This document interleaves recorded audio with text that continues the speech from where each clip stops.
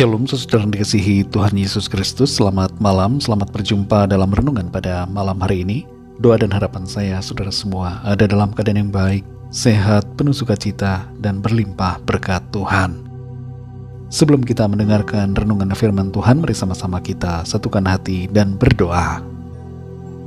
Bapa kami yang di surga, Bapa dalam nama Tuhan Yesus Kristus, kami bersyukur untuk penyertaan Tuhan di sepanjang hari ini. Oleh karena hikmat dan kekuatan-Mu, kami dapat melakukan semua aktivitas kami. Terima kasih untuk pertolongan Tuhan. Terima kasih untuk segala kebaikan-Mu. Saat ini kami mau mendengarkan sabda firman-Mu.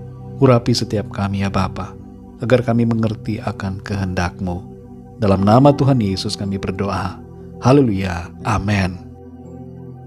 Saudara yang dikasihi Tuhan, pembacaan Alkitab kita pada saat ini terdapat dalam kitab Daniel pasal yang ke-7. Saudara dapat membacanya secara pribadi setelah mendengarkan renungan ini. Saya akan membaca Daniel 7 ayat 13 dan 14.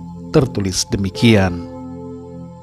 Aku terus melihat dalam penglihatan malam itu, tampak datang dengan awan-awan dari langit, seorang seperti anak manusia. Datanglah ia kepada yang lanjut usianya itu, dan ia dibawa ke hadapannya. Lalu diberikan kepadanya kekuasaan dan kemuliaan, dan kekuasaan sebagai raja. Maka orang-orang dari segala bangsa, suku bangsa dan bahasa mengabdi kepadanya.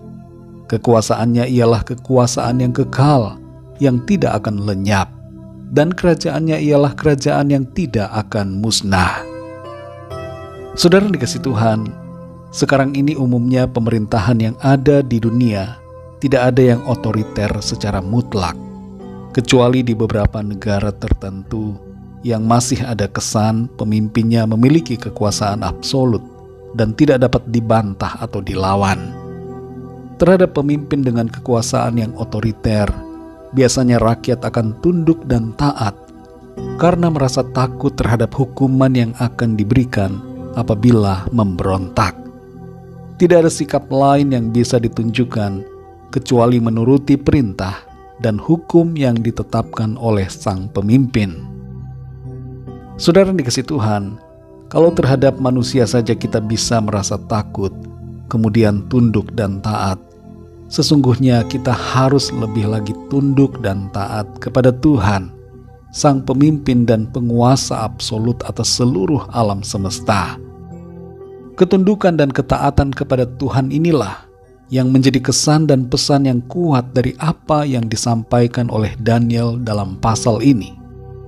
Penglihatan-penglihatan yang dialami Daniel dalam mimpinya sangat luar biasa dan menimbulkan berbagai perasaan campur aduk, haru, kagum, takut, dan sekaligus menggelisahkan karena misteri dan juga keagungan yang terkandung di dalamnya.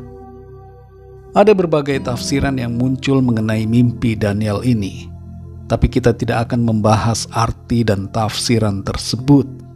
Namun kita akan berfokus kepada satu inti pokok yang muncul dari mimpinya, yaitu mengenai kedaulatan dan kekuasaan Tuhan atas semua yang ada di bumi dan atas alam semesta ini.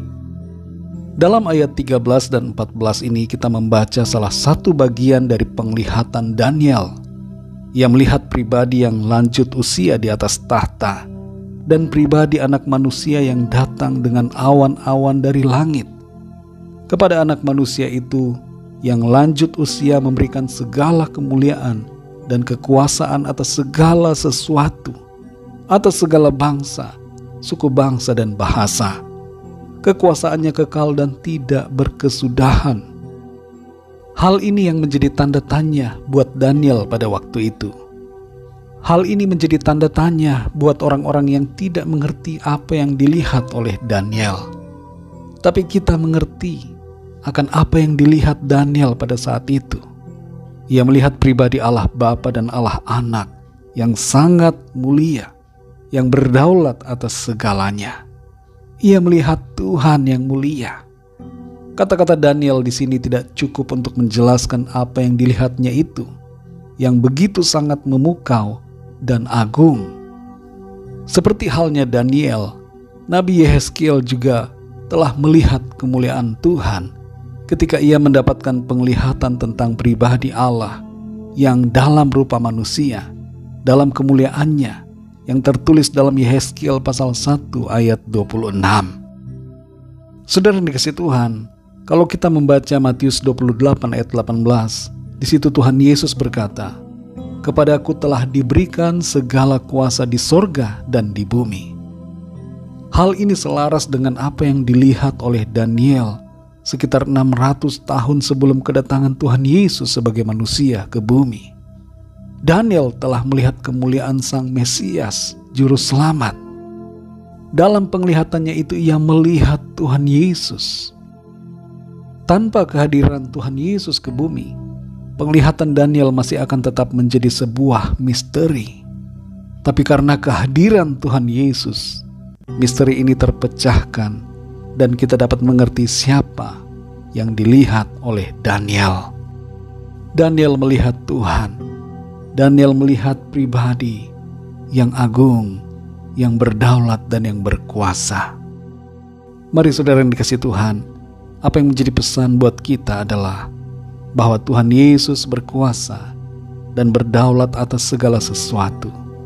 Karena itu mari kita tunduk dan taat kepadanya. Dan sampaikanlah kepada semua orang tentang hal ini. Tuhan Yesus katakan, "Jadikanlah semua bangsa muridku."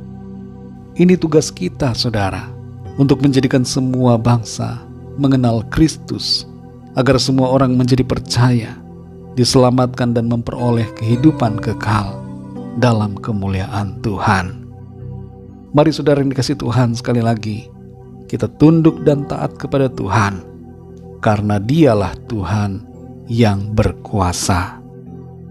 Mari kita berdoa, saudara. Kami bersyukur kepadamu ya Bapa, Bapa dalam nama Tuhan Yesus Kristus, karena kebenaran firman-Mu yang sudah kami dengar pada saat ini, mengajarkan kepada kami untuk tunduk dan taat kepadamu.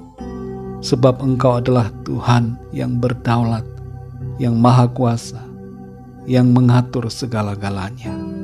Segala kuasa ada padamu ya Tuhan Yesus. Karena itu sudah sepatutnya kami tunduk dan taat kepadamu.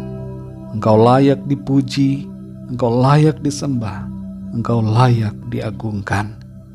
Ajar kami Tuhan untuk selalu menghormati Engkau dan mengasihi Engkau ya Tuhan, menuruti apa yang menjadi kehendak-Mu atas setiap kami.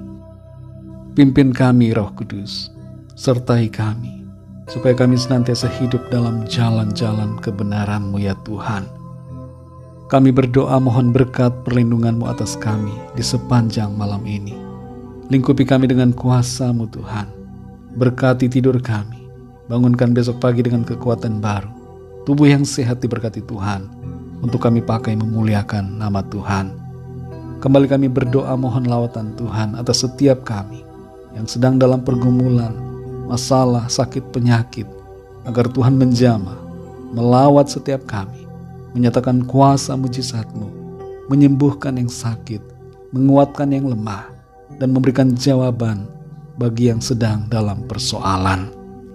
Berkati bangsa negara kami Indonesia dan semua bangsa di dunia ini, lawat dengan kasih, anugerah, dan rahmat-Mu. Berkati gereja-Mu Tuhan, umat-umat kesayangan-Mu, dan berkati keluarga kami masing-masing secara pribadi. Ampuni kami Tuhan akan segala dosa kesalahan kami, seperti kami juga mengampuni orang yang bersalah kepada kami. Kami percaya kami alami berkat, damai sejahtera dan kasih karunia Tuhan yang senantiasa berlimpah dalam hidup kami. Dalam nama Tuhan Yesus Kristus, Tuhan dan Juru Selamat kami sudah berdoa dan mengucap syukur. Haleluya. Amin.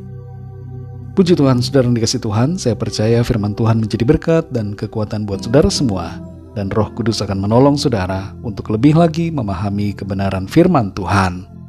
Tuhan Yesus memberkati saudara semua. Selamat malam, selamat beristirahat, dan sampai jumpa dalam renungan yang berikutnya.